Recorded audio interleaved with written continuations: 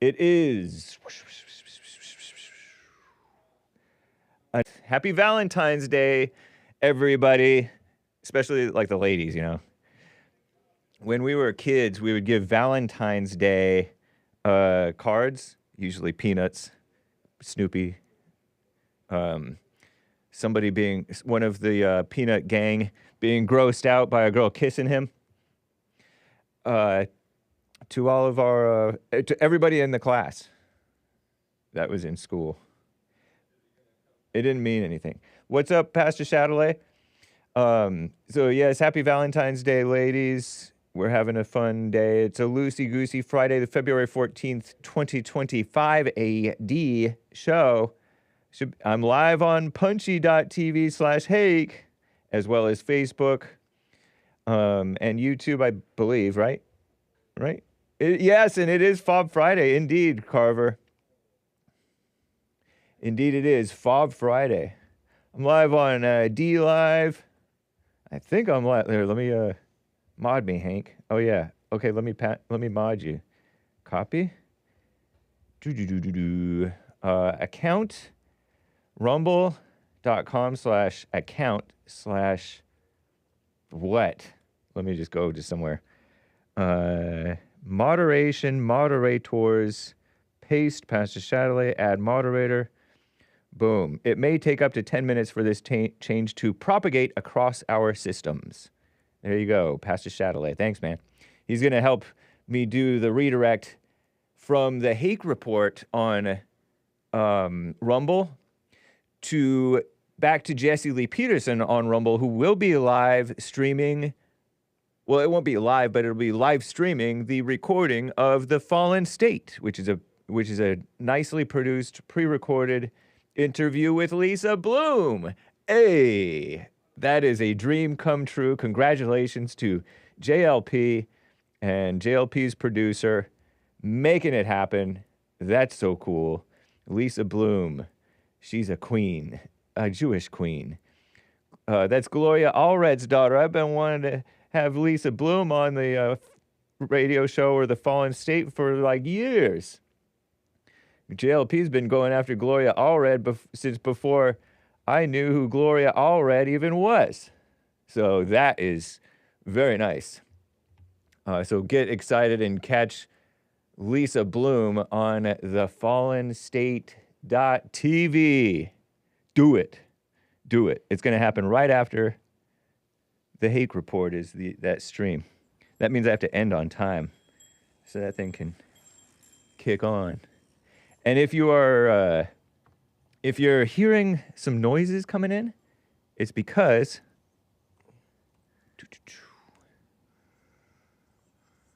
it's recording my beautiful scenery from the Mount Wilson Trail.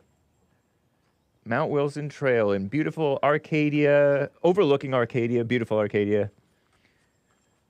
Sierra Madre. You can see bits of Monrovia. People riding their bikes on it. Asians hiking, whites hiking, some Mexicans hiking. No blacks. Not that they're not allowed, just that they're not as populous or as interested, maybe. And they would be playing their boombox all loud. Shout out to the blacks. It's by the way, it's Black History Month. Oh, Lord. How did you like Shuby Taylor? I like Shuby Taylor. Rest in peace. We played Somewhere Over the Rainbow, and we did play, indeed, the so-called Black National Anthem. I don't know if it was called that back then. It was called Lift Every Voice and Sing, which sort of suggests sing unto the Lord. Make a joyful noise unto the Lord. So I like that. Well...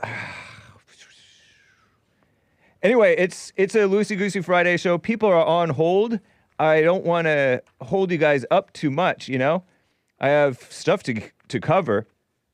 And I say, why not? Why shan't we let us get right on anyway, guys? With the A.J. Gallardo original theme song of the Hake Report, So, like I said, let's just get right on with the show. Oh, no. Yes.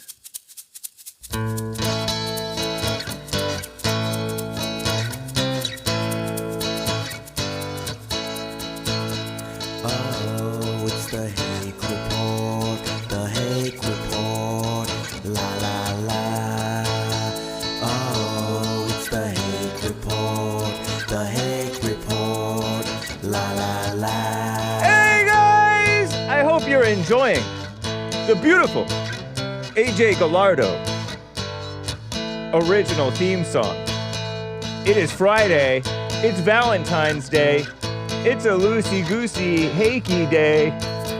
Oh, it's the Hake Report, the Hake Report, la la la. Oh, it's the Hake Report, the Hake Report, la la la.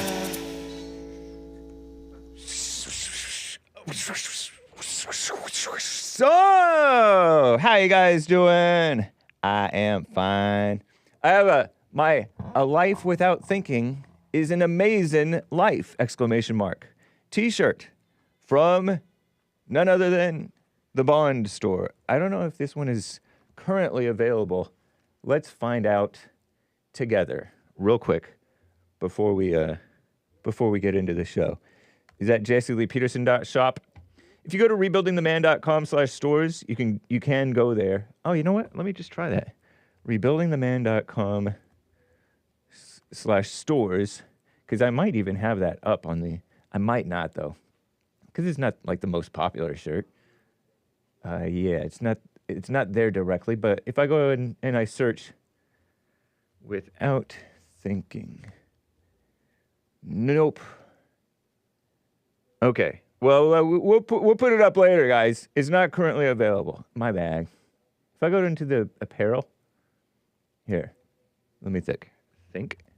Just type think. Oh no, never mind.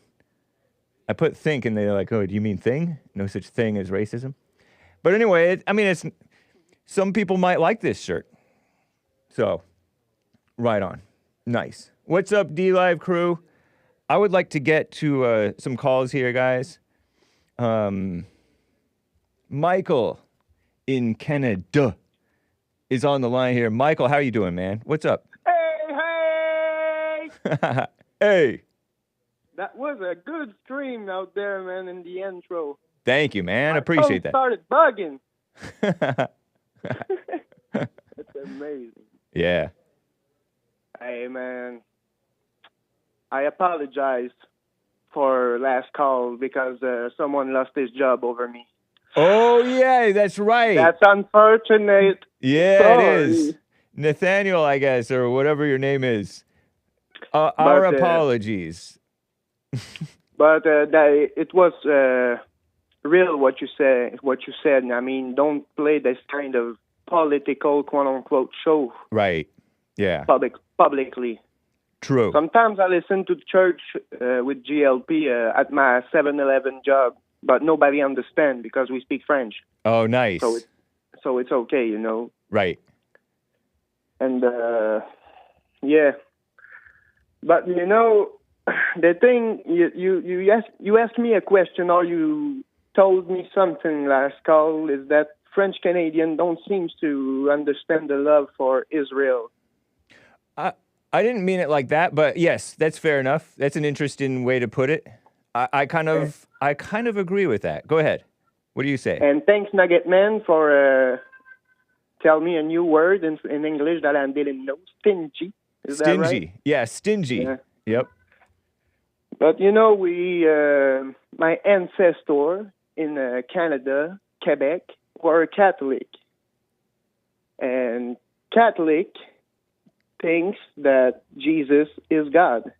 Yeah. And that Mary is the mother of God. So, and I think I'm not sure, but I think I got something here that will maybe explain it why we don't, quote unquote, trust. We, for the sake of your channels, because of anti-Semitism, Right. we're going to call them the crowd.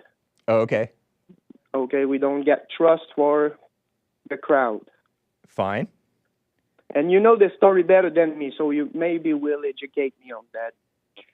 I want to talk about, I got a hard time saying it, just like government, shout out Ronnie.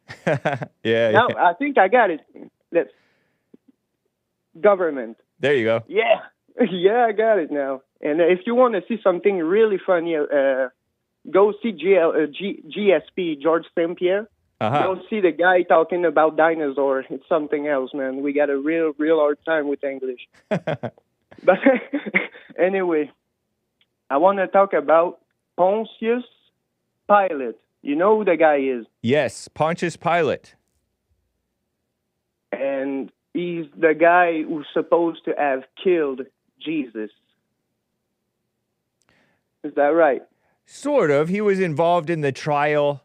He said, I find him not guilty of anything. What crime has he committed? And they're like, crucify him. And he's like, okay, fine. I'm washing my hands of this. The blood's on your hands. They're like, yeah, let it be on us and our children. Oh. Isn't that right? Yeah. I think we got something here. And so are you saying that the children, I mean, the crowd, are those the children of those people?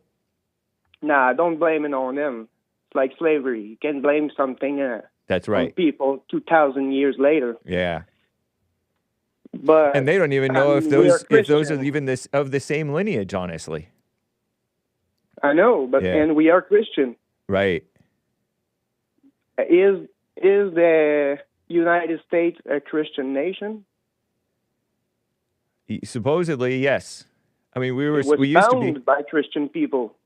Yeah, mostly Christians, I would dare say. So here's the thing. Maybe that's why I don't think we should maybe help too much these people. Not that I hate them, but they definitely not like us. Right. You know, similar to, I didn't know that about the French Canadians, that there's a Catholic background to the French Canadians. Is that what you're telling me? Oh, yeah, and we were real Catholic. Like, if we, in the village, not me, but my ancestor, if they cross the path of a cross, they need to pray right there. Oh, interesting. It's like it was a big thing. Yeah. Like, the church was controlling everything. And, wow. Yeah. Not necessarily a good thing, because that means who's controlling the church, you know? That is the thing here in French Canadian Quebec. The religion has been signed. The government has signed a bill that now we are. How you say you don't believe in God? Right. Yeah. Atheist. Atheist. That's right. Yeah. So everything in the public sphere got to be atheist. Oh, so, man. Yeah. There's a bill right for that. That's crazy. What a mess. They're basically pushing their atheist, secularist religion on Not everybody. only that, but there was a lot of problem with the Catholic Church. Yeah. And, right. People over here, like we say, we live for a small bread. On vit pour un petit pain, like we say. So being rich out there and out here, and we socialists a lot. So when people saw rich people, they judge a lot. Yeah. And that's the Catholic mentality. I don't know about the U.S., but here in Quebec, that was the mentality. I think I was not aware of this at all. First of all, I didn't hardly know any Jewish people when I was growing up in the suburbs. There were two kids who were only around in kindergarten. Israel and his sister. They were twins. Israel was his name. And they were quiet. I don't remember ever talking to them. But there were Catholics because there were like Mexicans when I was growing up. But I had no idea that Catholics, I learned only very recently, like within the last year or 2 or 3 or however many, that the Catholics have a beef with the Jews. Man, Whereas I had never heard of any beef between normal Christians and Jews. But I I'm did. not sure about that, man. No, I know you're right, because when I look back, what I've heard in history is that like the Disney guy and the Ford guy, the guy who made Ford cars, those guys weren't Catholic, right? And they had little beefs and criticisms and didn't want to bring Jews in and stuff like that to America. So I just didn't know anything about this whole stuff with the Jews and the other people, Catholics and Christians and whites. They don't seem to like Jesus. Right. That's all I'm saying. Yeah. And but the people who pretend to like Jesus don't seem to like Jesus either. I don't know, man. I mean, I do. I know that for sure. They don't like Jesus. Most of the people who are hating the Jews, pretending like I don't hate the Jews. I just want them to follow Jesus. They don't even know Jesus. Well, I don't know why they should follow Jesus, but who? He's the king of the Jews, no? Right. True. Well, they don't seem in the Bible. They don't seem to like it, but that's what Mr. Pilate wrote on the cross, no? The king of the Jews. That's right. It's interesting too. Like there's people who I have a mostly Christian probably audience. Some are atheists. There may be some Jews listening to Hake.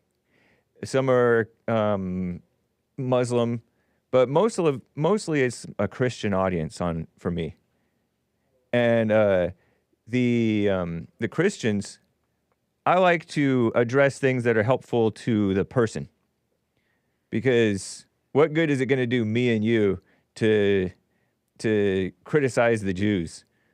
Only the Jews who listen to my show, there's maybe like 1 or 2 Jews who listen to Hake. And they can take that and find that to be constructive criticism. But people are supposed to really look at themselves. So blacks, whites, Hispanics, Asians, Christians, and recovering Catholics who are atheists. Those people are the people that should be looking at themselves. If I had a Jewish show, then I'd be talking more about that. About them and trying to help them out. But they're just I don't know. I don't got problem with them. I never seen a Jew in my life. Wow. Yeah. The only thing I want to say is Christian don't get problems with Jew. Jews seems to get problem with Christian. Oh. That's the thing. I noticed that. I mean, all the Christian nations are undermined right now. Are on the mind? Undermined. Yeah. Meaning they're subverted. Why is that? Because... But I think we should stop this conversation right now for the sake of your channel. Oh, yeah, fair enough. Well, I mean, a lot of the Christian countries are white countries. So there's like this mixture of the white culture / civilization and the Christian culture / civilization. Those are kind of like...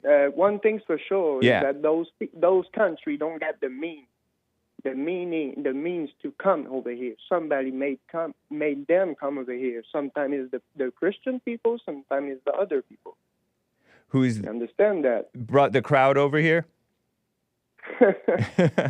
I mean, when you look at it, yeah, the United States was a Christian nation. And a lot of maybe 70s, 80s politicians warned us about it. Yeah. Warned you. Sorry, I'm not involved. Right. True. Just an observation. They warned us about. They warned us about the. Jew in my life. I Right. live in the woods, man. I live in Nordic woods. The only Jews there are here is they are in Montreal, and you know what? Their kids are not even allowed to look us in the eyes. That's what one man from Montreal at my job said to me. He don't look at this, but he said I was working for them, and they are very, very. They don't talk too much, and their children not allowed to look at us. I was like, wow, why? I guess to protect their culture from being polluted by the world. Yeah, well, I can sympathize with that. But why are they calling us Gentile? What that mean? It just means non-Israelite, I think, or Why are non-Jew. people are okay with that? I mean, that's disrespectful a lot, man. You think it is? I just think that I think it is. Yes, we are all God's children, and Jesus is my brother, man. You can't tell me I'm something else, man. If you're the God chosen people, quote unquote. I don't think of it as an offensive or disrespectful term at all. I think of it as they're Jews, we're Gentiles. It's kind of like blacks. They're blacks, we're non-blacks. Like you're French, you're French Canadian. You're French Canadian, we're non-French Canadians. I mean, we're not even Canadians. I called you by your name, right? I called you James. But before you knew my American, before like, you knew my name, from? Right? American is basically like Gentile. I don't know. Some people just want to be offended, but I don't think that's. No. Come on, man. I don't even care about that. That's not the point. But Gentile, like even in the Bible, it talked about Gentiles knowing God too. I don't know. So you some know, of them may have that way mindset of, oh, we'll never know God, kind of like the Black Hebrew Israelite. Oh, the Bible's not for you, Hake, says Kentucky John. Shout out to John, man. He's your best caller right now. he's pretty good. When he goes. He's funny to me. Yeah, totally. Well, maybe one day I'll be a slave, so I will not laugh. I know, huh? Yeah, you laugh now. Yeah. Edomite. Right. Edomite is the Black Hebrew Israelite word for Gentile. Oh, okay. Nice. Yeah. Nice. Okay. Yeah, it's an interesting aspect of human nature, how people don't get along and they puff up on their knowledge and their identity, their false sense of identity and their false sense of knowledge, and just look down on one another and judge each other for judging each other. What a mess. I don't really care. The thing is, I don't know why Christian people or Christian nation should help Israel? Anybody. Yeah, or the foreign nations? Yeah. Yeah, why are we helping anybody? That's a fair question. I'll have to ponder that, man. It's just this, yeah, you know, and yeah, it's special. Right. What's going on right now in the world? We live a special time. Yeah. I think. Interesting times for sure. Interesting time, yes. Great call, Michael in Canada. Appreciate you, man. And shout out to Ronnie, man. I love his call too. Oh, nice. Right on. Yeah. So, hey, have a nice day, Hake. You too. Next time. Sounds good. Take care. Bye. That's Michael in Canada. And Terry in Oregon. How you doing, Terry? I'm okay. I called in somewhat because I was distraught because of some things that were said yesterday. Oh, on the Hake report? Things that I said or things that somebody else said on the Hake report? Both. Oh, both. Okay. Yeah, really problematic stuff. Problematic honestly. is my middle name next to Anton. James Anton Problematic. James Problematic Anton Hake. Yeah. Well, I shouldn't be proud of that. I'm talking about that like I'm proud of it. it's fine. We're all problematic at some point, maybe. But no, it's not fine. I was upset. Oh, my bad. Kentucky, John, shout out, I guess. Is it my bag? Is it my bag if it's not fine and it was problematic, or is it your bag if you found it problematic and you're distraught? What? Is it my bag if it's if you found it problematic, or is it your bag, or both? It was problematic. It's not that I found it problematic. But you found yourself distraught, right? I was distraught because I'm a human being. Oh, that's not a good excuse to be distraught. I have feelings. Aren't you a daughter of the Lord? Aren't you a daughter of the Father? Yeah. Yeah. Didn't Jesus say, "Do not be distraught"? Yeah, but that was for different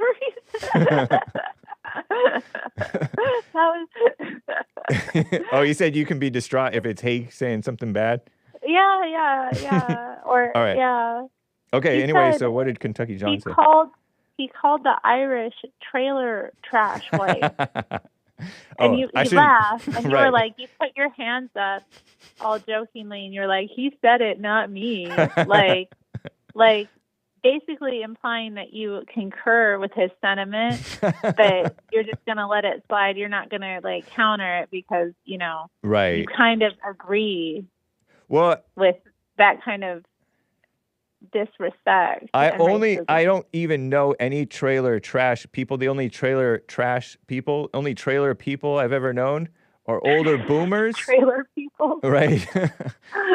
Are older boomers or older than boomers and Mexicans around me. So I don't even know what that, when people say trailer trash whites, I'm like, well, I don't even know what you're talking about. I've never met one.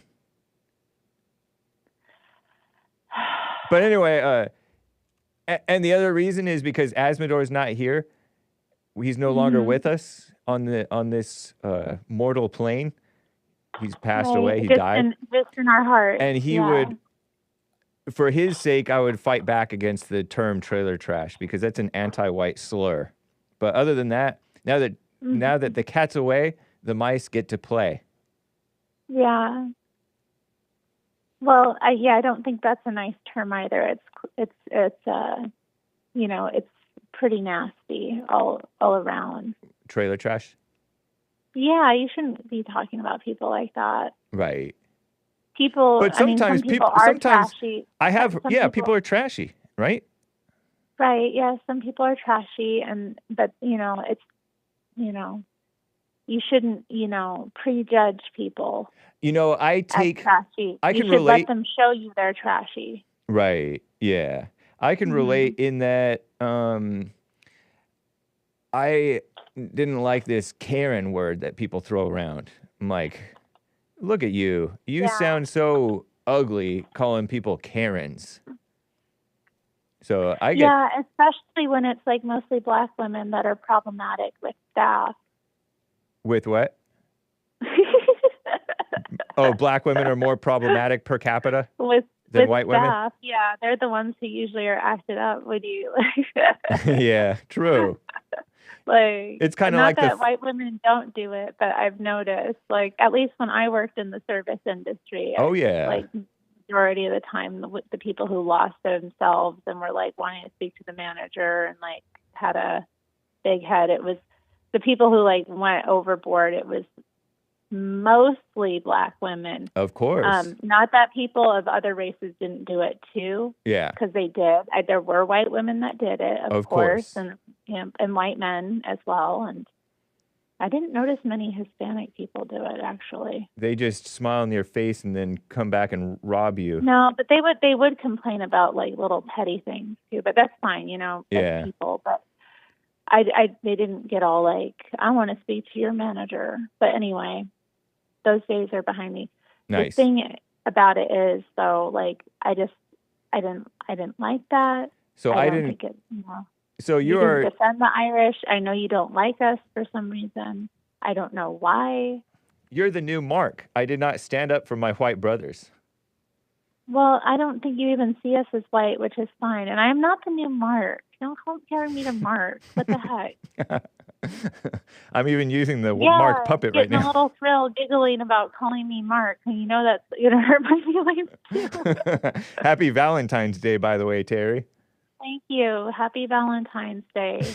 Are you going to do a segment on St. Valentine? You know, I did one the other year, I feel like, and I wasn't planning on it, but I did look it up during the Jesse Lee Peterson show. I love Valentine's Day, actually. I'm snowed in right now. We had a big dump this week. Yeah. And so I'm going to be doing Valentine's tonight for like my church members on Sunday because we're going to have a little gathering. So I thought it'd be nice to give people Valentine's. Is Valentine's Day in your mind a friendship day or one of those like romantic days? I guess it's both, although I don't know. Is this messed like, up? I shouldn't do that. Huh?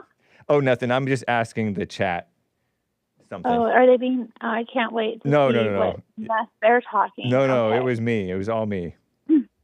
Okay, so yeah, I don't know. That's interesting. I didn't even think about Valentine's Day. I don't know. It's kind of a friendship day to me because one of my best friends was born on Valentine's Day, so Yeah. I always would like spend it with her growing up.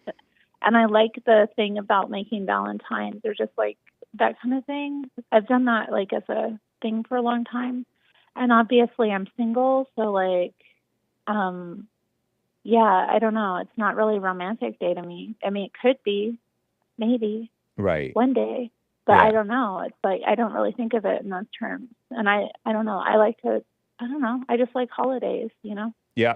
I like to be festive. It's Christian. It's Christian, yeah. It was at It's one point.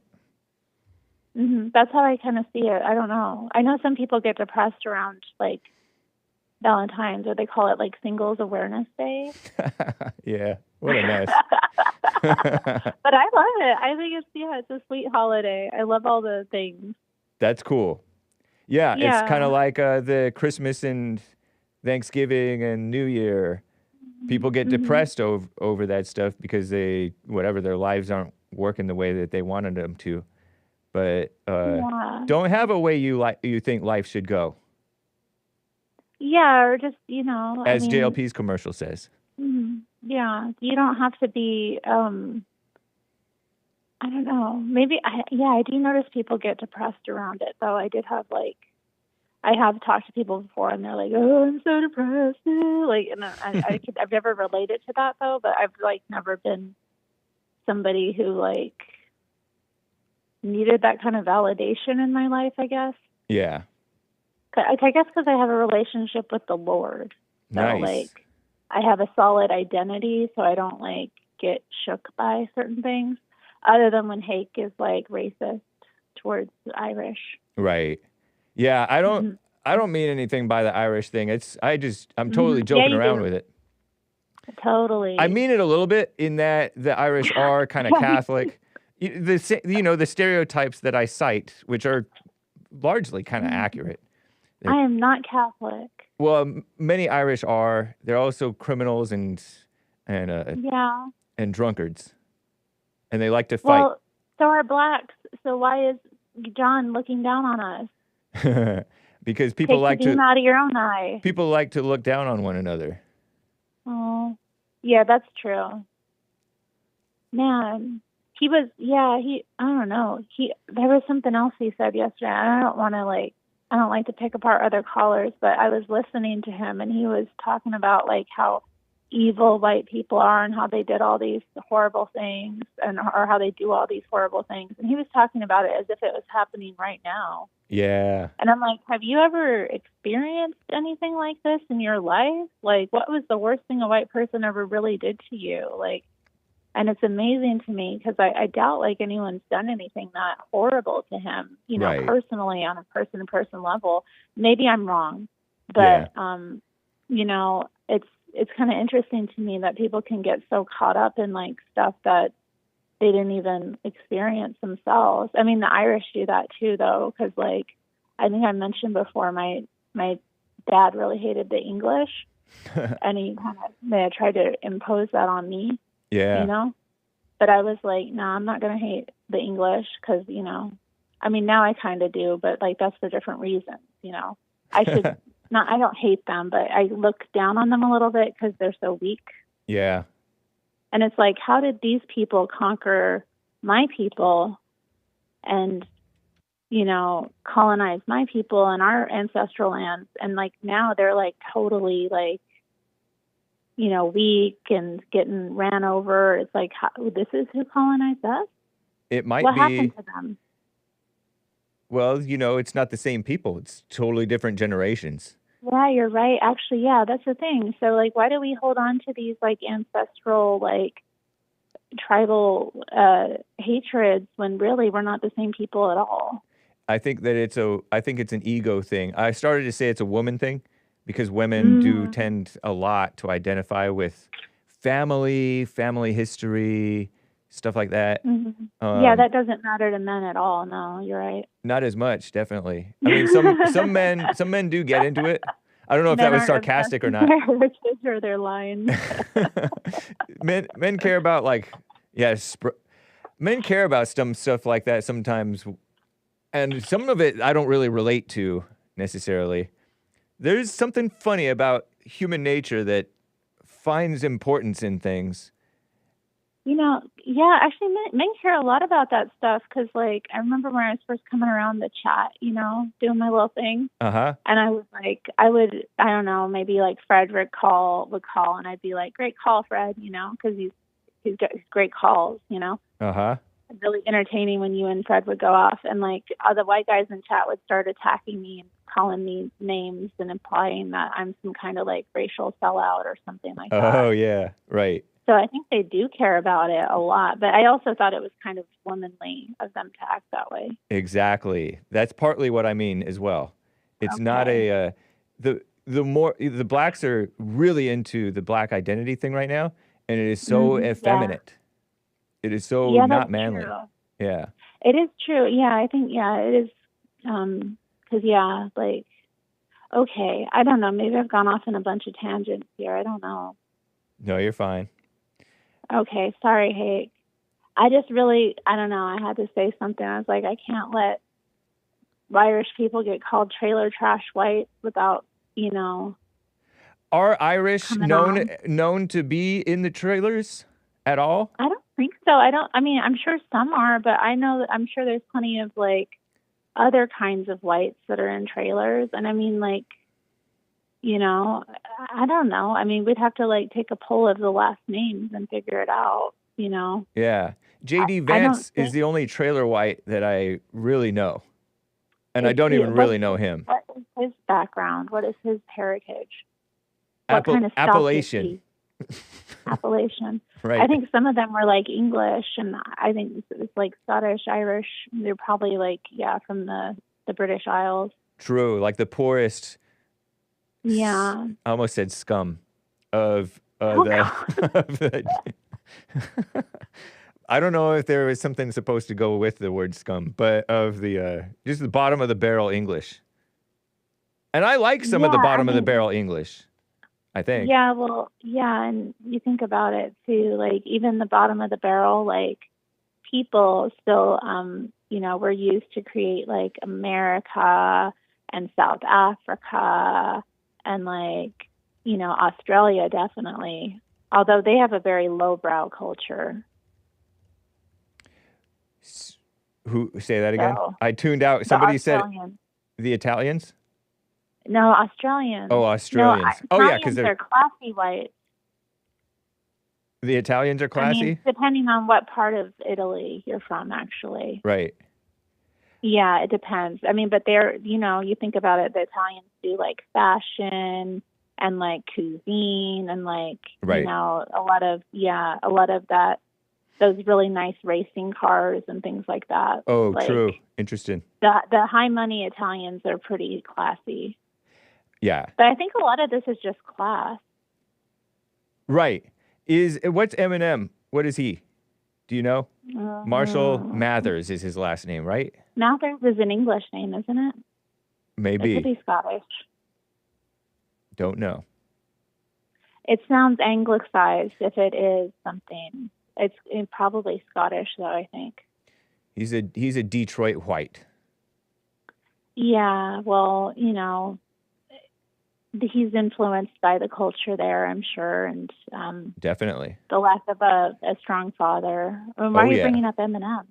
Oh, because somebody brought up Eminem with regard to what we were talking about with whites, right. Types of whites. Yeah, but I mean, he's also like a genius in a lot of ways. Right. So definitely. You know, even from the trash, even from the dump, you know, things can sprout.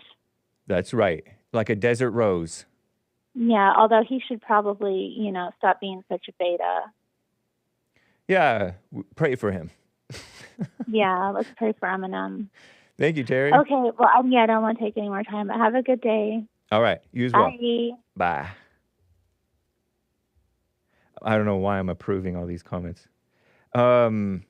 Nice. And quickly, Josh in Georgia is on the line over here. Josh, thanks for calling and holding, man. What's up? Hey, what's up, man? Hey. Nothing much. Was calling about the whole Jews and Irish being white thing, man. Okay. I always saw Jews and Irish. I mean, I always saw all people that look white as white. Right. I see all Chinese, all Vietnamese. They're all Chinese to me. Korean, Japanese, they're all Chinese to me. I think this is how the blacks see it. This is probably how most blacks see it. I think so. We see Brazilian, Venezuelan, they're all Mexicans. Right. Puerto Rican, all Mexican. And then, you know, it's Jamaicans, Nigerians, and, Kenyans, they're all black. Yeah. So you don't think would you say Jews are white or no? Yeah, I would say that many of them are white. It's a different kind. It's not a normal white. You know, I use the term normal white because that's your quote. It's a different culture. They have a very different culture from. It's foreign to me, really, in many ways. Because I look at Jews. I follow some Jews on YouTube and stuff. And it's like shocking to me how like these Jewish bodybuilder fitness guys, they are like accepting of like the big M, schmornography and all that stuff. They and they don't mind those dirty jokes. And it's funny and it's entertaining, but it's markedly different from the traditional wisdom of retain that stuff. Don't participate in the big M. Don't get into schmornography. And so I find that I suspect that's because they're Jewish, and they're not. That's not a religious Jewish thing. I don't think. I think it's sort of a more secular Jew-ish culture that is more lazy, more like loosey-goosey in that aspect of the morality department. Or morals department, like let's call it morals as opposed to morality. Okay. So it's a different culture. That's one example of them having a different culture. They're more liberal per capita. Different things like that. So, yeah. Yeah, that sounds like that guy on the Fallen State, Adam Friedland. On the Fallen State. Yeah, that sounds, but I see a white guy when I see him. You know? Right. Yep. So, but I guess, are we not allowed to talk about Kanye? Is that why Nick got kicked off, or you all don't know yet? Or? I have no idea. But I do disavow Kanye for the sake of the channel. Yeah. We're praying for him. And I don't think, just a side note, some of these people are overreacting to stuff that he's saying. Right. Did you want to say something that's relatively clean around something that he said? Yeah, I mean, I guess that was a big part of his little rant, that he was saying that Jews are not white people. Oh, yeah. So, but Kanye isn't a normal black, right? Most black. He's an independent thinker. And sometimes the thoughts that he comes up with are, I don't think I agree necessarily sometimes. Right. Like, he says, we're the real Jews. Doesn't he kind of get into the Black Hebrew Israelite thing a little bit? I don't know. Right. But anyway, like he's like Eminem, he's a genius. Right. And right. I used to fail to appreciate how right he was in some cases. For example, I took Taylor Swift's side against Kanye, but it turned out Kanye was righter than Taylor Swift. You think he was? I don't think he was. Not in that. Not when he's talking about Beyonce should have won necessarily. Oh yeah. Okay, not in that instance. Okay. But Kanye was pro-Trump, right? And this other woman was pro-Democrat, Taylor Swift. Right. But they're all geniuses, and you don't write off geniuses or dummies. Never write off people. Right. And don't judge Elon, them. Right. Elon is I think he's peak genius, right? Elon won White Boy of the Year last year, right? Yes. Yeah. And of course Trump he's the king of white boys, right? But he's a white man. That's that's beyond boy. Trump okay, well that's that's beyond. Yeah. So, they seem to be pretty pro-Jewish. And to me, Trump and Elon. Trump and Elon. Yeah. Yeah. That's because they're geniuses.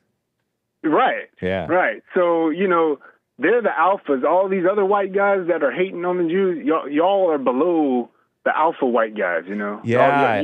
I think it's always you're not big enough brained yet. Right. Yeah. I like Nick Fuentes. Me too. Like him. Big time. Genius. He a genius. He's cool. Oh, yeah. Damn. But he's not in the same class as like Elon and Alex Jones. Even Alex Jones is pretty pro-Jewish, right?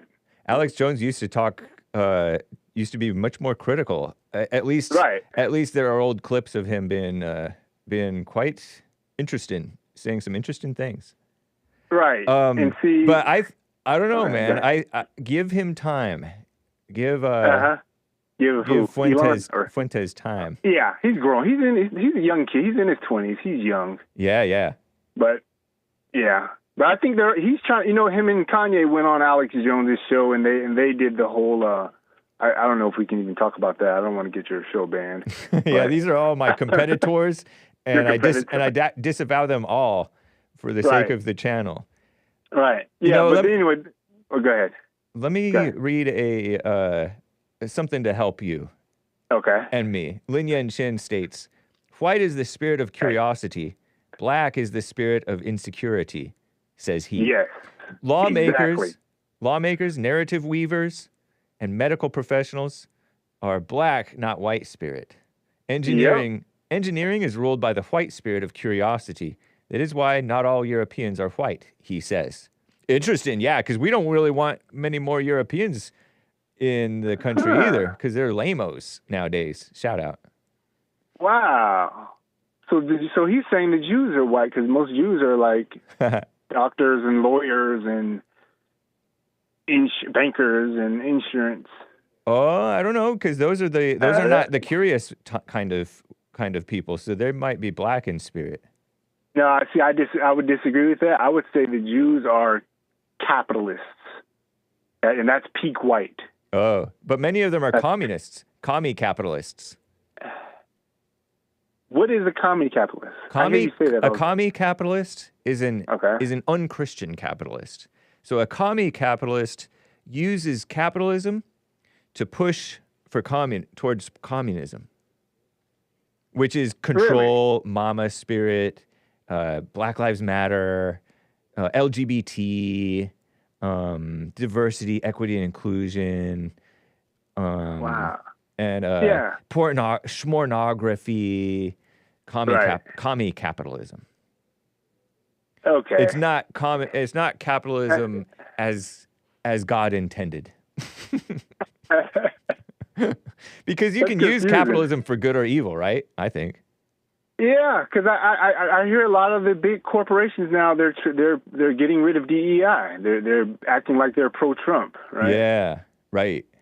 Now that the tides have changed, so are they? I don't know, but I guess, the point is, I would agree with, Kentucky John, he's going to see all whites as Jews as white. I guess I agree with him on that, That's one thing, but I see he's more of a liberal black Hebrew Israelite, like most black Hebrew Israelites I know, they're very pro-Trump and pro-Second Amendment, and they want low taxes, and they're very, but I don't know, they're not as hard on the Edomite thing. Yeah. Too, yeah. I think that John I consider him center-right. Oh, yeah? Yeah, because... Did he say he voted Kamala or no? He didn't vote because he doesn't participate in that worldly madness. If I understand Kamala. him right... He voted Kamala. No way, man, he didn't. You don't think so? Well, I don't know. I'm defending him harder than I defend the Irish, which I don't defend them at all. No, John from Kentucky, he agrees that Trump is right to get rid of the transgender madness, for example. Okay, right. But other than that, no, he doesn't really support Trump. So that would make him a sort of a center right, I guess. Except you're right, he does have this sort of a vicious spirit towards the Edomites. Yeah, right. Ron from Texas doesn't have that. He's a black Hebrew Israelite, but he's not like... He's pro-Trump, huh? That's right. He's pro-Trump. That's how most of the Israelites... I know a lot of Israelites in Georgia that it really helped them get out the streets and stop doing the gangster stuff, and they got their life together, and they're more family men. Right. Yep. Yeah. Indeed. So it's like, so it can be, they're not all the same, Yeah. So, I don't know. It's true. You never know what people are. Yeah. Or in what's funny though is you bring up Ron from Texas. That guy is so goofy and silly. Talking to John in Kentucky, when you're talking to him about practical things, for the most part, John in Kentucky comes off as much more down to earth than Ron in Texas. Ron, he's younger. He's younger. Who's younger? Ron in Texas? John is younger. Oh, John is younger. Yeah, Ron is more. He has an older mentality like me, and he knows Jesse's right. Because Southern blacks, we understand Jesse in a different way because that's how our grandparents were. No, but I'm saying Ron in Texas comes off as just a kook. Yeah, talking to Jesse. Yeah. Well, his problem, I think, is that he thinks he's different from all the rest of the black Hebrew Israelites. He's puffed up on the pride of his knowledge, I think. He's always calling in, trying to catch Jesse and prove something I guess. Yeah. Whereas John is just curious about how we think this way. But he's like, he's a little bit, he comes off as more serious, honestly, than Ron. Right. And remember Jeremiah from Louisiana used to call in too. He was pretty cool too. Yeah, although he was angrier. Yeah. I think he was angry. More. You think so? My impression was there was something slimier about the Louisiana caller than the John from Kentucky. That's my impression. I could be totally wrong in my head. I remember he had said that, he used to be in the street life too, and that's what the black Hebrew Israelite, that Jeremiah got him said that? Jeremiah had said that, yeah. Oh, I did not. Okay. That could be. Remember, there was another guy, Dula. Remember Dula from Detroit? That's a throwback. I only vaguely recognize that name. Yeah. Yeah, I still remember him. He was like a nice guy. He was like Gregory. Okay. He was cool, but he was a cool black, but Wow. That's just how the Catholics are. That you got cool Catholics, you got ones that are hyped up on knowledge. You got angry ones, like Nick Fuentes. You think of Nick Fuentes as angry? No, he's not angry, but I mean, he might be. I don't know. Maybe towards the Jews that's his whole. He's like on the Kanye stuff, right? He says that he hates. He says that he hates the people who are of evil, on the side of evil. I don't. Yeah. He says just him saying that doesn't mean that. Doesn't mean that he's like emotionally motivated, because you can say, "Oh, I hate them." It doesn't. It doesn't mean anything to me. I don't see viciousness in him, but I don't watch him that often. But I've never really seen viciousness. I've seen viciousness in his followers. Yeah. Or at least it certainly seems like it. They don't seem very Christian in their swarming of you when they go after you. Some of his followers, I don't even know if it's his followers. It's people who take they're like team him, and they're not for what's right anymore. They're on an ego trip, which is an understandable thing because he has a young crowd. Young guys, yeah. Young people used to be wild and young. Exactly. Yeah. Yep.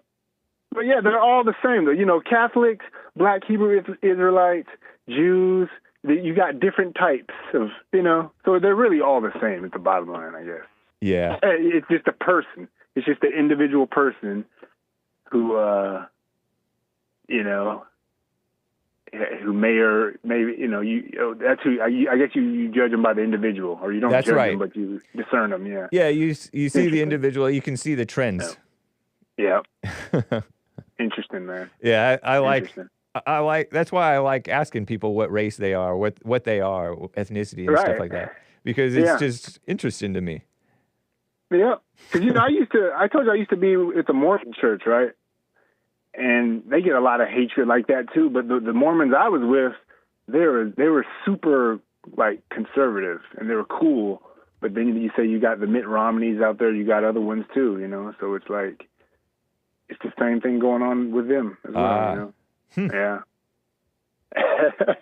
I just like that. But go ahead. That's an interesting thing. So you say Jews look white to you, but they're not white? I'd say they are white. Okay. And I would say, I would just say there's 7. It's very simple. You're Mexican, you're Chinese, black or white, Arab, red dot engine, and feather engine, Oh, okay. Okay, so the Jews are white. Yeah. Remember, it used to just be, in America, it just used to be black, white, and Mexican in America. Yeah. Yeah, although there were some Chinese. There were like some... A few Asians, yeah. Yeah. But, it seemed like it was simpler back in the 80s, like... Maybe.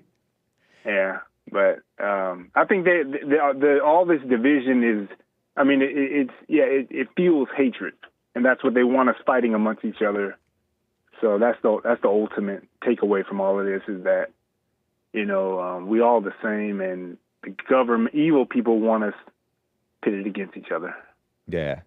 Well, thank you, Josh in Georgia. Okay, man. All right. Appreciate the show, man. Yes, sir. Right. Bye. All right,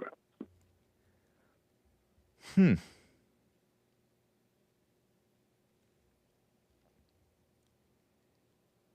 We're at the top of the hour. I have more calls to get to, but I want to just, you know what? Popcorn's Thump Keg gave us this little tip. You guys want to see a black man sharing what could be wisdom? This is probably one of the most interesting and beautiful, if you'll allow me, reflections on life and our job on this earth, courtesy of the late, well-known, in that sense, you could call him great, once interviewed by Jesse Lee Peterson. That's my only really knowledge of him, honestly. Dick Gregory. Please review it, blah, blah, blah. Consider playing it for tomorrow today. For the audience, I'd like to know your thoughts. The link starts relevant time, 80 seconds in. Roughly 3.5 minute watch, really quick. There is only one D word. I mean, his name is Dick Gregory. But no, it's the other D word. Sorry, kids, ladies. But clean, otherwise, he says the cuss word. The one cuss word. Damn.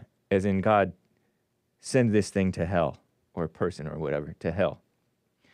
I know you're sensitive to that, but the message is amazing, in my opinion, says Popcorn. So let me turn down the volume just to make sure. And I said, all raindrops have one job, is to work their way back home. He said, what do you mean? I said, well, when they hit that water, they got to work their way back. If they hit the land and the dirt, they got to work their way back to the river, to the stream, to the ocean.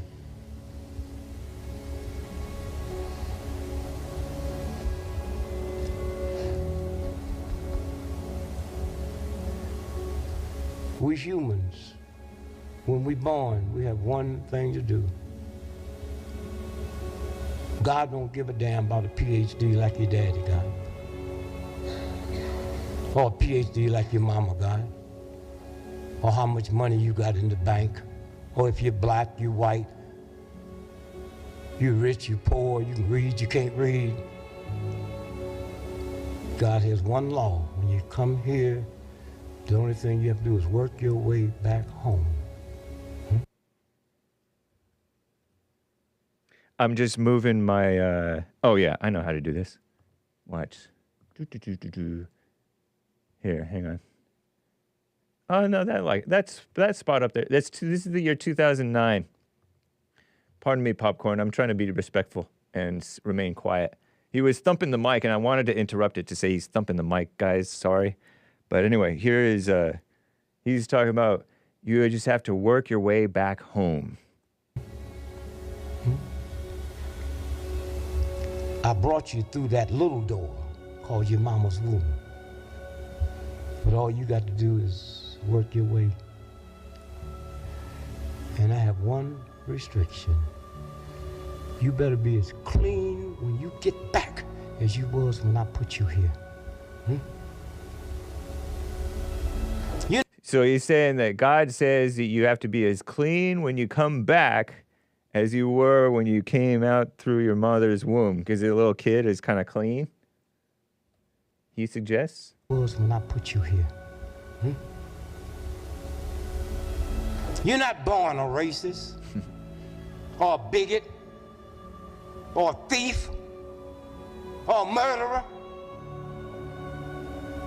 You pick that up on the way. And then I said to my grandson, let me explain this to you a little better. He's explaining to his grandson, I believe he said. I was 7 years old and my mama came and got me out of school half day because she wanted to take me to this spiritualist woman that said, you got a son that got something on his head and I want to tell you he's going to be great one day. And my mama, she believed in that. It was cool, you know.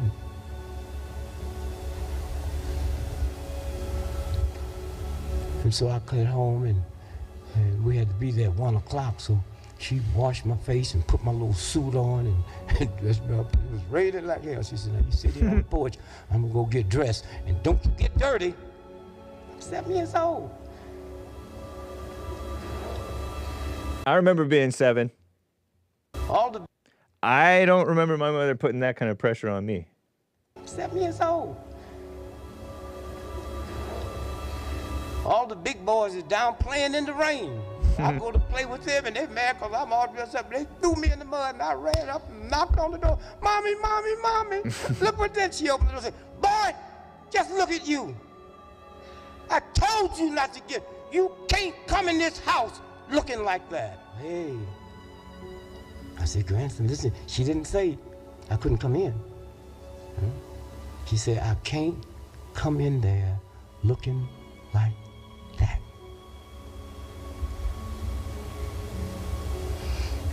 And I say, so son,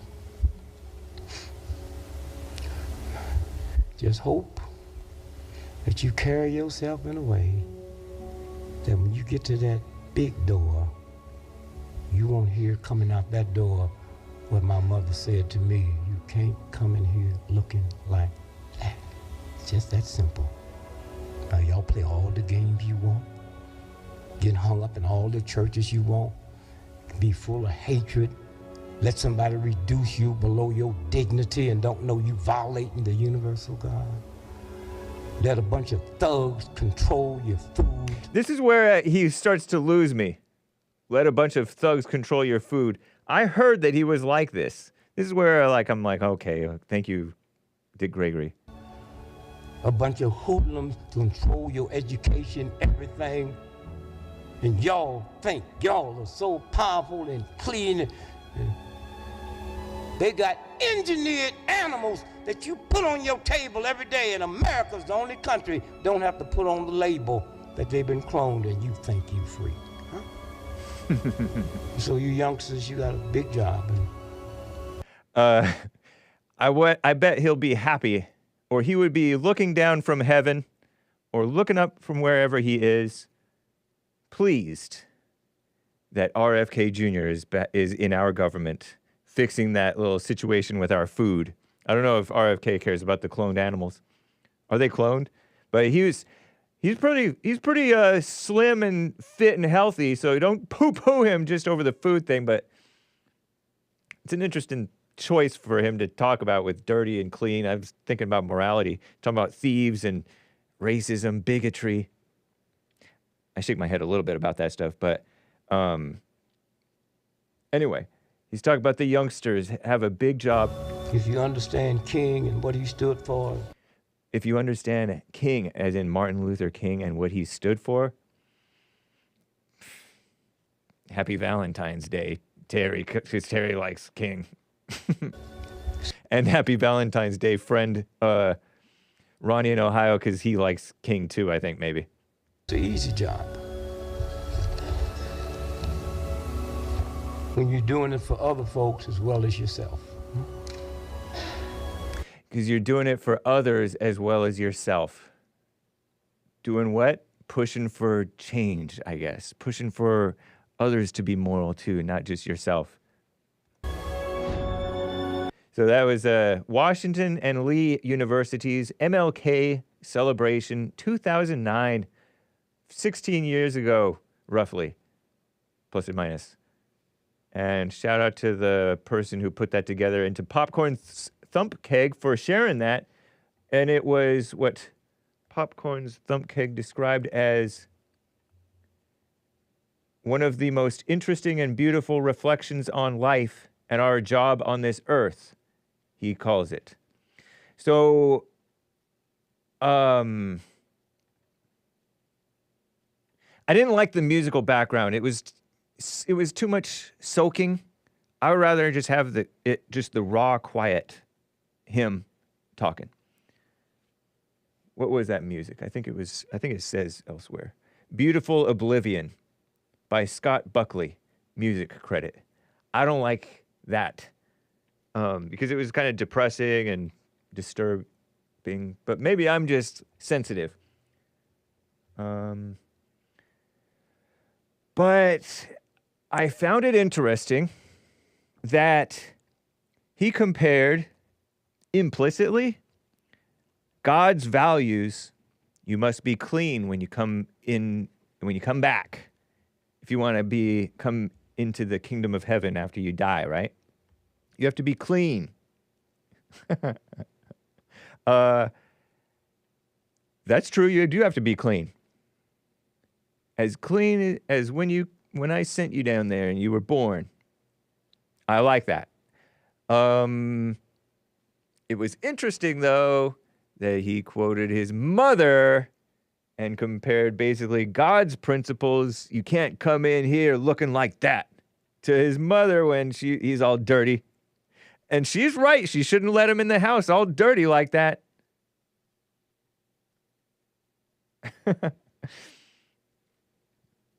Lin Yan Chin says that Popcorn's Thump something is so mommified, it has to be in the inferior 90% of us black folk, says Lin Yan Chin.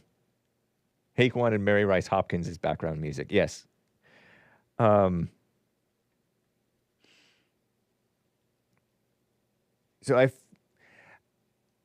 Dick Gregory, he came off a bit angry on the Jesse Lee Peterson show, if I remember correctly. Clean is gay, says somebody. No, you want to be right. You want to have love, and you want to eat right. I agree with Dick Gregory. I don't know if God would be like, yeah, don't be gluttonous. It's not good for you. But nice. Thank you, Popcorn. I appreciate it. I put this guy on here because it was so dreary. and I wanted to have a smiling animal here. I guess I'll take this back away. Because people are like, I wouldn't have a stuffed animal. Somebody whom I respect said, I wouldn't have a stuffed animal on my desk. I used to have a beautiful rebel flag, Confederate flag on my laptop. Now I have a different laptop. Hake would make a good mother.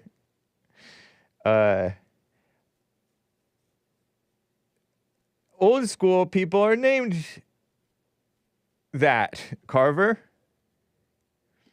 Like Dick Gregory. Yeah, I don't think it's bad. I think we should bring back that name. It's short for Richard.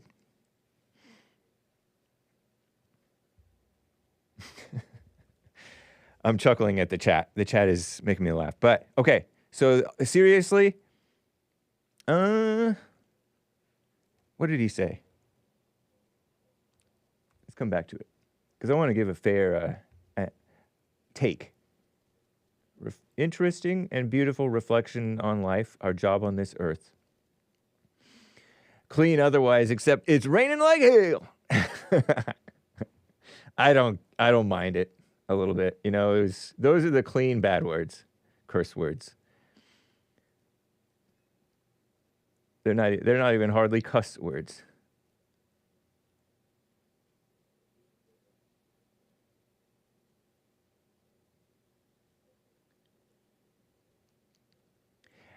People,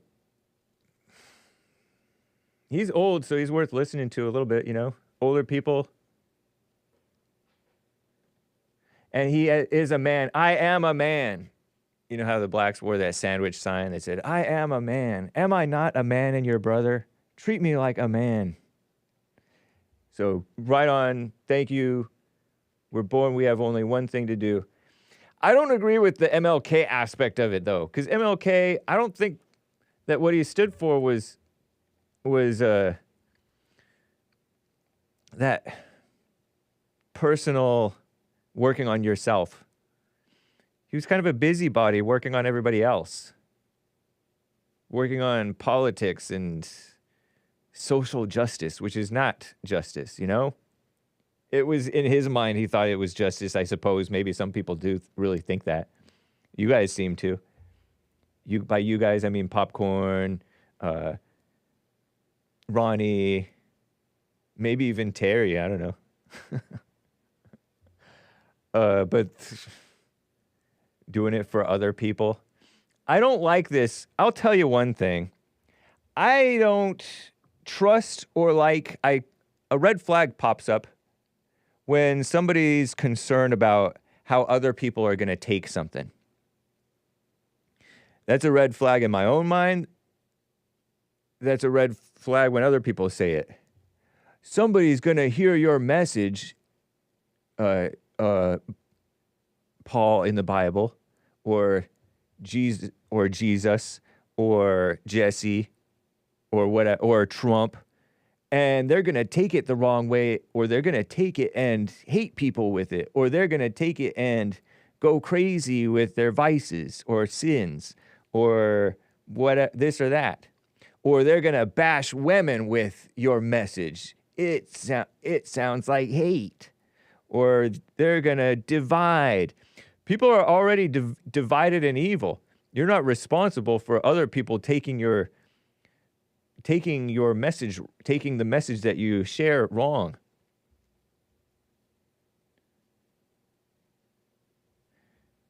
It's called empathy. What's called empathy, Trayvon? Well, what those people have, those liberals? Empathy. A liberal buzzword indeed. Is that what you mean? I think I agree with you. Oh, these empathy libs. It's a false love. It's a false replacement. Since they don't have love, they have empathy. Getting into their imagination and feelings about how they imagine other people would feel in their situation. Putting yourself in their shoes. To be fair, I mostly started bashing the Irish because of Hake's message, says Carver. Indeed. I mean, I know that you can set a bad example and stuff like that, and people do look up to you, even though they're wrong for looking up to you. People do, And so you should set a good example. Like people who are in leadership positions should be held to a higher standard. It's even in the Bible. Yes. But to take that and to judge somebody over it, you check yourself. Yeah, thinking about the reactions of others is empathy. Cluster B personalities lack this. I'm not familiar with cluster B personalities. Interesting, Trayvon Mooch. Thank you. I feel like I may have heard something to that effect, to something about that before. But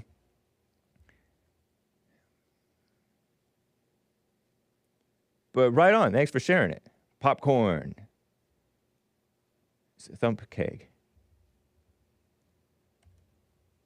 Busybodies. Oh, for example, there is a notion about between the Holy Spirit and the Bible, right? Christ sent his Spirit, right? And that will guide you in all truth. And you know the truth when you hear it, right? Sometimes.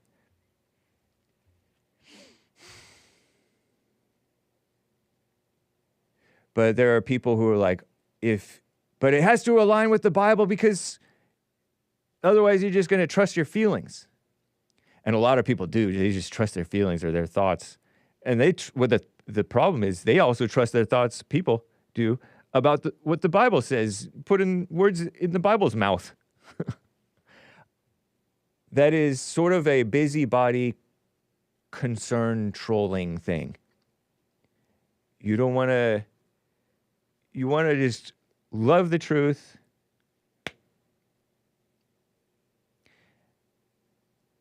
And maybe you just let your words be few.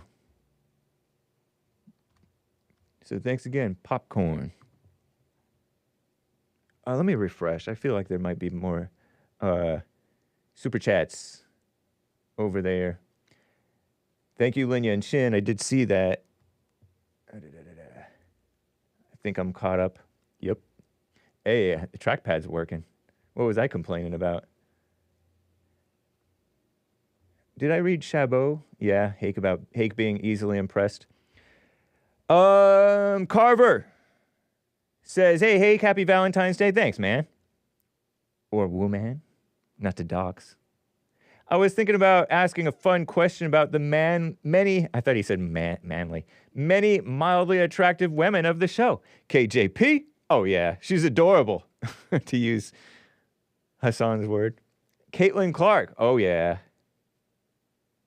Holly Telfeller. I forget who that is.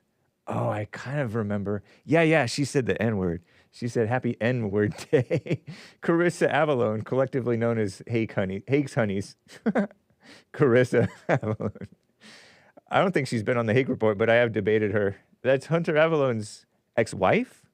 Child's mother? Shout out. But then I realized true love is protecting your community. So if you have the time, would you mind reenacting the story of Trayvon Martin versus George Zimmerman? Some of the younger viewers might not be familiar with this epic battle that several of us consider the pivotal moment in Hake Report history. Yeah, and it actually predates the Hake Report by 3.5+ years. Because this was February, kids, this was February, 12th or so? 2012 AD, the year of our Lord. And George Zimmerman was in the neighborhood. He's the neighborhood watch, driving around maybe in his truck, watching out for the neighborhood because there's been break-ins in the area. And George Zimmerman spots this young man, tall young man, walking in the rain with his hood on, looking suspicious. Don't know what he was doing to look suspicious, but you can, when somebody might give you the creeps, and it might be justified. So he calls the police. There's somebody in the neighborhood here. He's looking suspicious. Don't know if he was like peeking in windows. I don't know. And this Trayvon Martin young man, 17-year-old, George Zimmerman being a white Hispanic, right? Peruvian, part white, maybe. In his 30s or 20s or so, late 20s, early 30s. Trayvon Martin, I don't know, at some point he's on the phone talking to some woman, young lady. Is it Cupcake? I don't know.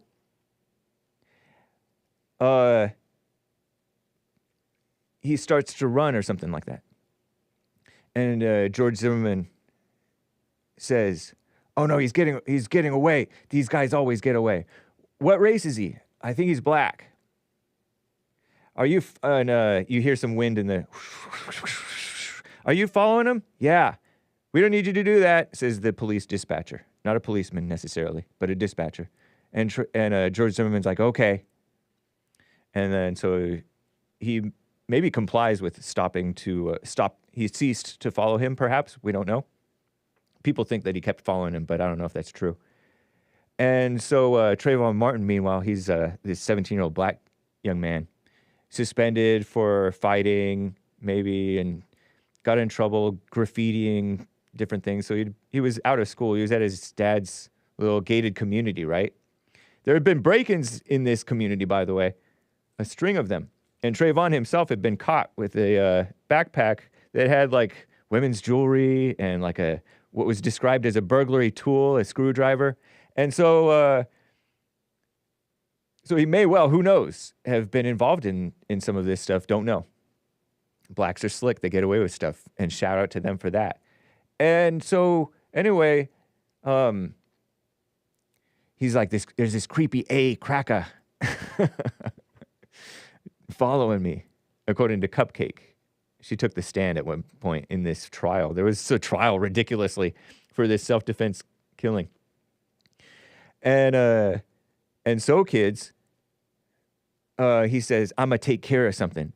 And so what some people think is that Trayvon doubled back and went to confront George, who maybe had exited his vehicle, his truck. I guess he was in a truck.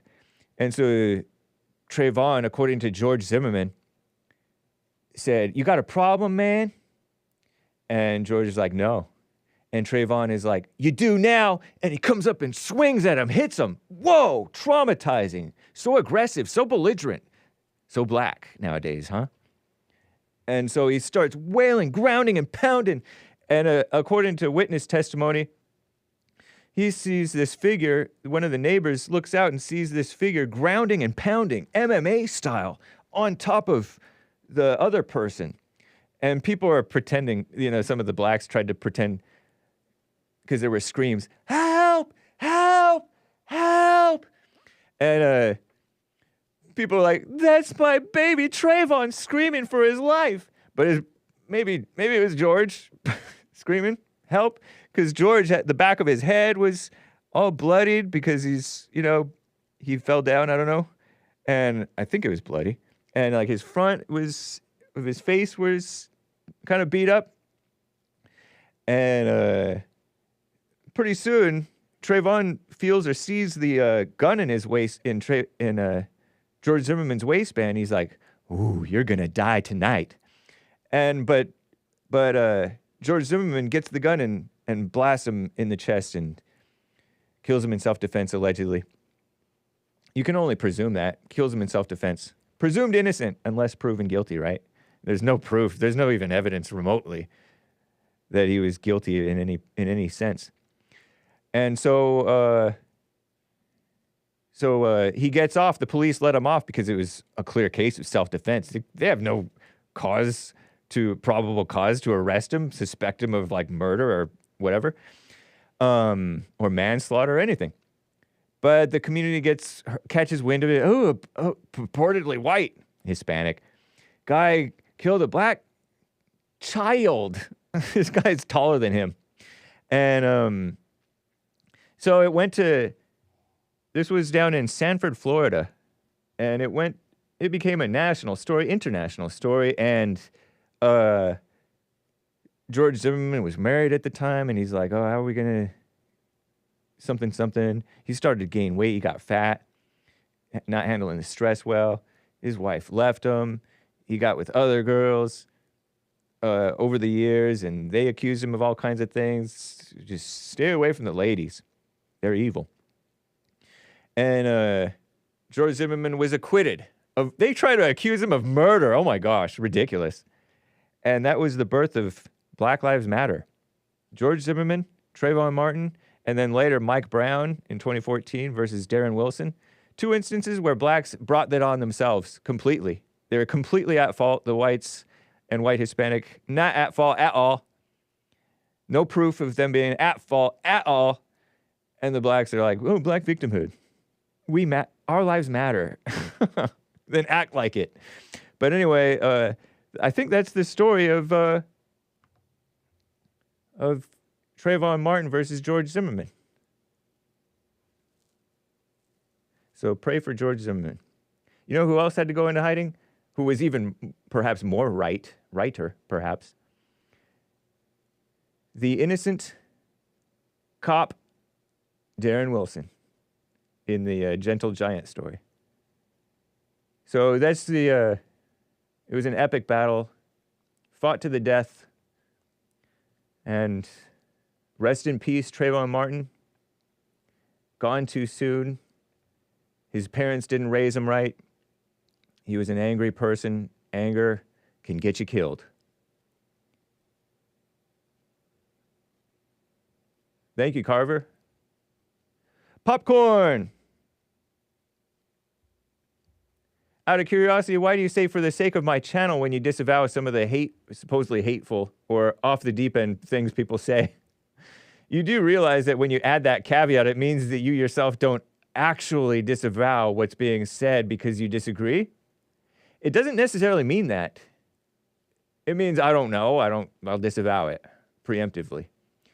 Do you think there is someone at YouTube going to, we're going to suspend this channel because of this statement, but because the host sarcastically disavowed it, we will let it pass? You're reading sarcasm into some of it. Thanks for playing the clip. You're focusing on the music, not the message. You were nitpicking. I know, but I have to nitpick to give a complete... You know me, I nitpick. Okay, do you agree with the message or not? Yes, I'll say I agree with the message. But I don't know if he understands it, and I don't know if I understand the message. Because God said you must be perfect. Be perfect. The mama thing was just an analogy. Put dad in there if you like, says Popcorn. Yeah, okay, so bottom line, yes, I agree with the message. You got to be clean. Get into heaven. And I agreed with him about, I don't know about the racism thing and the bigot thing, and even the thief thing. The thief is no big deal. The thief on the cross, he was clean when he recognized Jesus. Didn't deserve it, but he did. So when you recognize you deserve your hell, you brought it on yourself, and you were wrong, that's part of repentance and cleaning up, I think, and recognizing the Son of God. So yes, I just don't know if he knew how to get clean. And I don't know if I know how to get clean. Popcorn. Thank you, man. Okay, so, about the hateful and off the deep end things people say. So, like, some of the stuff that the person in question stated were not hateful, necessarily. I mean, you can say a factual statement in love or in hate. You can speak the truth in love, or you can speak the quote-unquote truth in hate. But if it's in hate, it's no longer the truth because they can take the facts and accept the truth of the fact. But they're missing the person speaking the so-called truth. A lot of these Jew blamers, they think they're speaking the truth, but they don't have the truth because they have hate. And that's swallowing the big lie of hate, right? Popcorn? So, off the deep end things, everything Kanye said wasn't all the way off the deep end. But so I disavow it for the sake of my channel because these channels are way overboard with this stuff. They even think being a Christian is hateful. They think that you can't oppose the gay agenda without being hateful. Popcorn, you know what I mean? Jelly bean? So that's part of my sarcasm is with these disavowals. It's basically, I'm not writing off everything he said, but I disavow it. Because it's, I don't know. Nice. Thanks, man. Oh.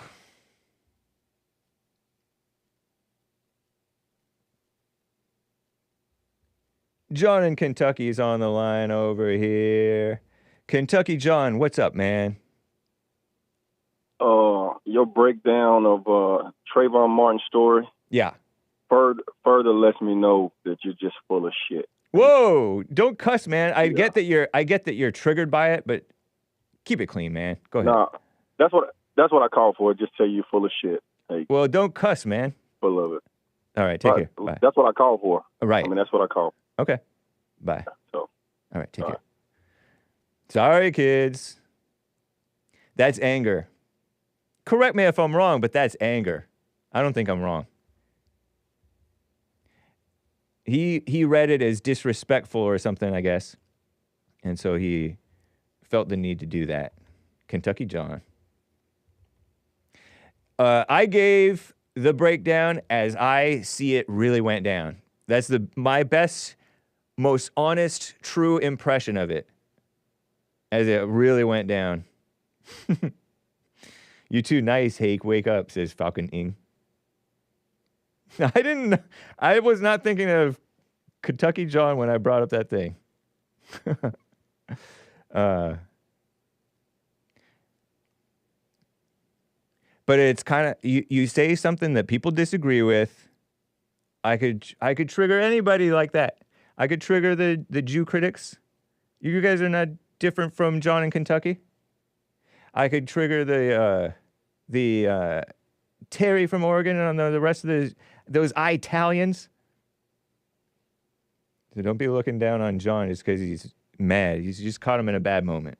And he thought that it was a good idea to cuss on the Hake Report. You full of shablip. All right, nice. Thank you, Popcorn, for the follow-up. Carver for the Trayvon story. Thanks a lot, Carver. Trayvon-GZ story. Disavow. Much grass. I think he deserves a little grace. RAFAEL in Los Angeles. How are you doing, RAFAEL? Thanks for calling.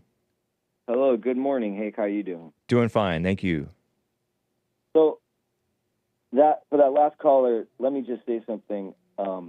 Anger and cursing are harmful and should be avoided. Okay, and come closer to your phone. It's coming in a little like muffled slightly. Anger. Thank you. And cursing is very harmful and should be avoided. And let me put something out there with the Bible here. I know people don't like Bible thumpers, but it does come directly. Let all bitterness and wrath and anger and clamor and slander be put away from you, along with all malice. That's Ephesians. And let every person be quick to hear, slow to speak, slow to anger. That's in James. Yeah. And let's go ahead and let's just put that as an example of exactly what we shouldn't do, children that are listening, and try to forget it, but remember that it isn't good. Yeah. Yes. I agree. Is your name with a PH or an F, by the way? I like to have it right. An F. Okay, thanks. Yes. I think that God clearly instructs Christians to not curse or swear, and Jesus makes it very clear in James 3 also that the mark of a Christian is in their speech. With the tongue we praise our Lord and Father, and with it we curse men who have been made in God's likeness. Yeah. True, man. Yeah. Check I wanted yourselves. to say, it's always good to invite the Holy Ghost into all of our work that we do for God, and I know that that's what your intent is. And I just wanted to ask, do you invite the Holy Ghost into your workspace before you proceed? Not always or not usually, I would say. I would invite you to try it and see what kind of effect it has. Nice idea. I think that's what Lin Yan Chin encourages me to do as well. So he says it in a different way, of course. He says, basically nose breathe. But I think that that's a metaphor for coming back to the present, living by the spirit rather than from the imagination and excitement. For sure. I accept that. Because I think when we look at what we believe to be the third commandment, you shall not take the God's name in vain. I was wondering, how do you interpret that? I don't necessarily have a complete interpretation, but I have some speculation. I've speculated about it before. Taking the Lord's name in vain is, how he named the Israelite people after him, basically. Like they took on his name. Yes. And they sort of took his name in vain because they didn't live as he would have had them live. So that's what my idea about it has sometimes been. Christians, we take his name, right? We're taking the Lord's name.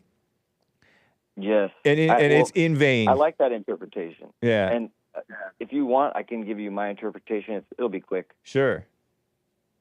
I take it as we shouldn't take the Lord as a symbol or use his name in evil doings or sayings as we act with our hands or with our mouths, and be able to proclaim that it is in God's name that we do those things. Oh, yeah. Interesting. Good point, man. I believe that's a problem nowadays. And let me read something really quickly from John. I know everyone references to John 11, but if you go a little bit before that, it has what Jesus said of, he said, "Verily, verily, I say unto thee, except a man be born again, he cannot see the kingdom of God." You showed that video of the man who said to enter into the kingdom of God as a child. So I wanted to reference that, but I also want to say, Jesus answered and said unto him, he cannot enter, be born again, he cannot see the kingdom of God. So in the same way that man was trying to say it, even though he received it from his mother, I think it's better to receive it in our own interpretation by reading through the Bible. It's simple. John 1 is just one book. It's tiny. You don't have to read the whole Bible. Everyone gets so discouraged or tired. You're talking about 1 John, you mean? Yes, 1 John. Yeah, it's a great book. I love 1 John. I love it too. It's definitely an inspiration, and I invite everybody who's listening right now to read 1 John. It'll do it with an open heart and not a hardened heart, and maybe even try to invite the Holy Ghost if you could, and God is willing to allow that into your space whenever you read it. And make sure it's peaceful. Try the silent prayer if you have to before you do it. Nice. And let's go ahead and say the next part of that. He says, Nicodemus said unto him, how can a man be born when he is old? Can he enter the second time into his mother's womb and be born? And Jesus answers to him, verily, verily, which can be translated as certainly. Yeah. I say unto thee, except a man be born of water and of the Spirit, he cannot enter into the kingdom of God. Which is born of the flesh is flesh, and which is born of the Spirit is spirit. Marvel not that I said unto thee, ye must be born again. The wind bloweth where it listeth, and thou hearest the sound thereof, but canst not tell whence it cometh, and whither it goeth. So is every one that is born of the Spirit. Nice. And Nicodemus goes on asking him questions, and like I said, I invite you guys to just read it. Even if you could just read half of it, you might get something out of it, I hope. Right on, man. And and also Matthew's another good one, so I'll just read something from the end of chapter 12 to just kind of get to the point. Okay. Where he says, verse 47, then one said unto him, behold, thy mother and thy brethren stand without, desiring to speak with thee. Yep. But he answered and said unto him that told him, who is my mother, and who are my brethren? And he stretched forth his hand towards his disciples and said, behold my mother and my brethren. For whosoever shall do the will of my Father, which is in heaven, the same is my brother and sister and mother. And I think it's important to say that though we have to respect and honor our parents, as it says in the 5th commandment, I think that we also have to be careful not to always follow what our parents say when it is not good to God. Now, that doesn't mean go out there and start not listening to your parents. Don't take that the wrong way, because there is the evil one that will try to convince you that's a good idea. Yeah. You listen to your parents, and you listen to them well, and that is the truth first. But the second part of the truth is that we should not commit evil acts.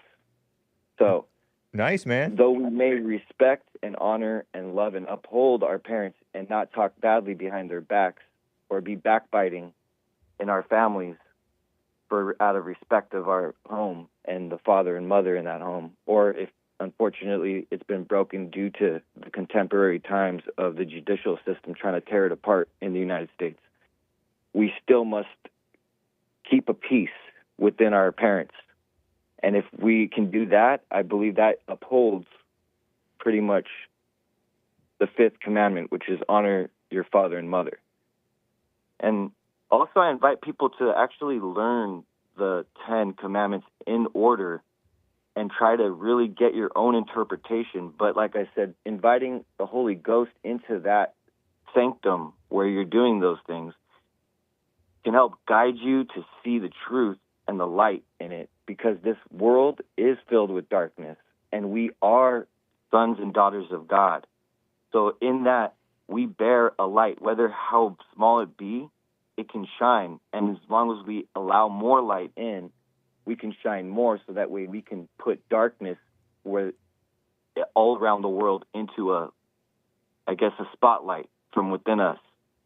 And by doing that, it can hopefully magnify and multiply over the world. And I think that is ultimately our goal and our duty. It should be to do those things, to spread the light of God. Thanks, man. Throughout the world. I appreciate it. I got to keep it moving. I'm coming close to the end of the show. It's good to hear from you, Raphael. Take care. Yes. Take care. All right. Bye. Pardon me. Alex in California is on the line over here. Alex, thank you for calling and holding, man. Go ahead. Alex. There you are. Hey, Achy Bear. Hey, good to hear from you, man. Sorry, bro. No worries. That's like twice now I've done that. I wasn't counting. Okay. I've been locked in my studio all week, and when I went out for food and water and sunlight, I noticed there was a Super Bowl that happened, and there was a halftime show, and social media is just going nuts. So yeah. I wanted to ask if you guys already covered this week. A little. On Punchy TV, we did a live stream and talked a little bit about it. I think we did. Right, Joel? I think we did. I definitely know that we did. Yeah. Okay, yeah, I don't want to do too much if everyone's already heard it already, but no, but I want to go more over the response. Yeah, what's your take? Or what's your take on whatever you wanted to say around it? Yeah, so my main point, you kind of hit on messaging a little while ago. You said it's not the duty of, the messenger for the receiver to understand. Right. So that's exactly my take too. On a technical, physical stance, Kendrick Lamar has a habit of cupping the mic. So what cupping the mic is when you hold it really close to your mouth and you're covering the actual, the pop filter, you're covering that with your mouth. Uh-huh. And it makes it sound like you're talking like this. Right. So because rappers are stupid and they're not musicians, they don't know how to use equipment. I couldn't physically understand a word he was saying. Okay. So that's one way I'm not going to get his messaging. True. And then number two, like I'm noticing with most of the blacks, and I have more of a bone to pick with the whites who are saying it, but it's like, oh, if you didn't get the message, it wasn't for you. So it's like, do you want us to get the message or do you not want us to get the message? And then also, like you said, is it really upon is the duty on the receiver of the message to understand it, or is it the messenger has to deliver it more clearly? Right. That's partly why I sort of paused and hesitated, because there is some responsibility on the messenger to speak accurately, speak clearly. In many they're senses. acting like this is some sort of Shakespearean like hidden messages and really high IQ stuff. It's like, dude, it's just rap. You know? Yeah. And he could have just said what he needed to say like clearly, instead of making it these gangster black metaphors that my parents in their 80s who were watching it have no idea what's going on. Right. And it just really, I don't have feelings anymore, but it kind of bugged me, irritated me a little bit of slight agitation. We have a bunch of white people going, oh, if you don't like it, you're just a racist pedophile. Wow. So it's like, like my poor parents in their lower 80s, they're watching this. They have no idea what's going on. So does that make them racist pedophiles? Like, it's just unbelievable. Like, we're going to throw... I'm trying to think of anything worse that you could call somebody. Right. That's why they call them that, because that's the worst thing they can think of to call somebody. Well, the problem is, it's like, okay, well, where do we go from there? Yeah. Nowhere. It's just they're hell. beating these words into the ground. They're making them meaningless. Indeed. So, that's true. I don't know if that was really anything more than you guys already stated. No, I wasn't aware of all of that drama. Somebody made the mention that he didn't understand what Kendrick said. I only caught the first 30 seconds. And so I was like, oh, kind of nice. It was kind of catchy, aggressive, rap, dark, and typical for what you would see at a Super Bowl, because Super Bowls in many times over the years have been all radical black. So that's just par for the course. We want Aerosmith. Yeah. Right. Indeed. Yeah, I don't know. In summary, I don't think it's the duty of the listener to understand what this guy's about. Right. And on a more technical, physical kind of musician stance, the dude's delivery is awful. Like, you can understand other rappers, but this guy, he's got a very strange, kind of fast, quick little barking delivery. And True. He's covering his mic, so I can't understand what he's saying. Yep.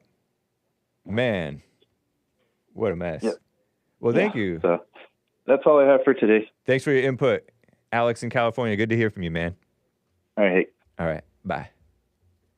I got to get to William in California. We only have a couple minutes, though, William, but I wanted to get you in. How you doing, man? All right. How you doing, man? You're pretty lost today, man. You're out of it. Do you feel like being there today? No, I'm having fun overall. You seem a little lost. But I could be. I don't deny that. Yeah. But but I am enjoying what I'm covering and talking about. Yeah. No news though, huh? Oh yeah, that's true. In that sense, yeah, I'm totally lost. Okay. Catch Hake news. I was kind of excited about some of that stuff. Well, everybody's confirmed, and Elon is doing a great job. And for those who think he shouldn't be doing what he's doing, he was hired to do what he's doing.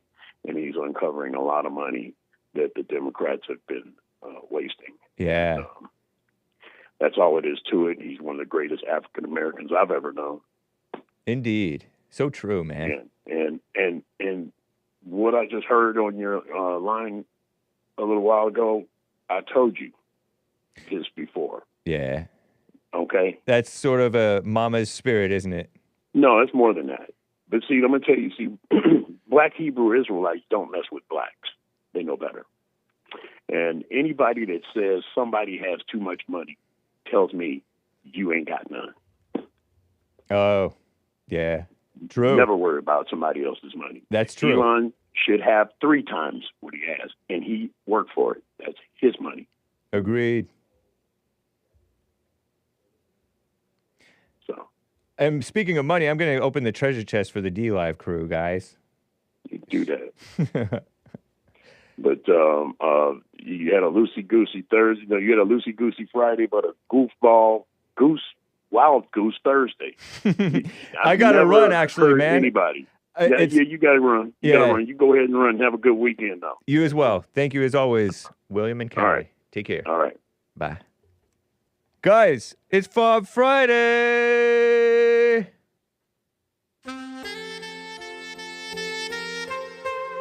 Happy Valentine's Day.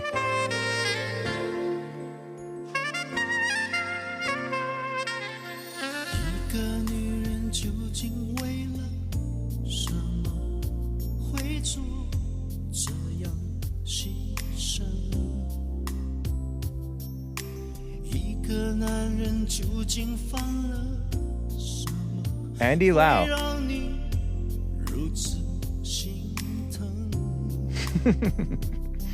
我在人群中四处不停狂奔，只为了找回那一份真，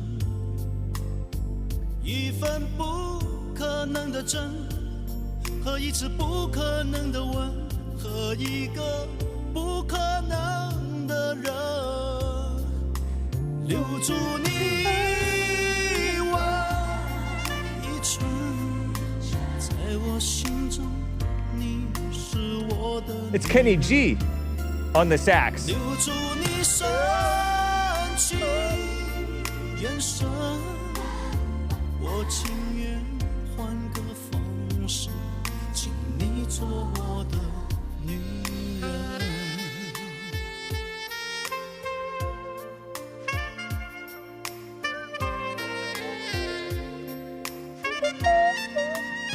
This is for the ladies. 既然不能好好跟我一生，不要辜负青春。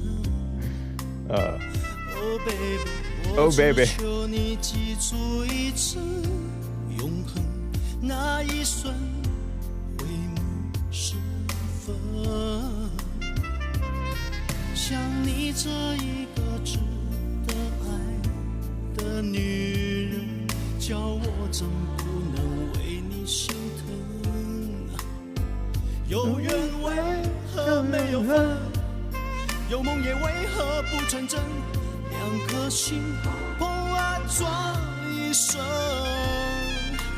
留住你我 You are my lady. 一寸，在我心中你是我的女人，留住你深情眼神，我情愿换个方式，请你做我的女人。没有人愿把心爱的人让名义浮沉，深深与他热吻，男人。No, that is it's really Kenny G. 是一生的伴侣，才无心遗害女人。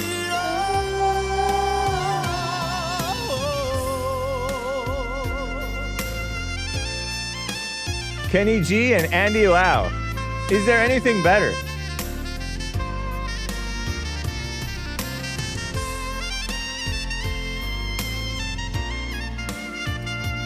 Make sure you catch the Fallen State. That's what this song is.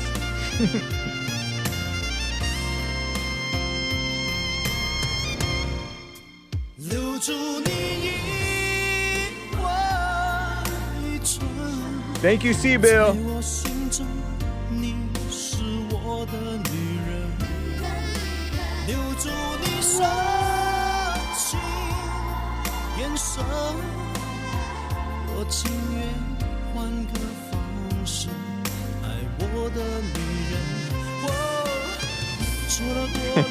Kenny G is terrible.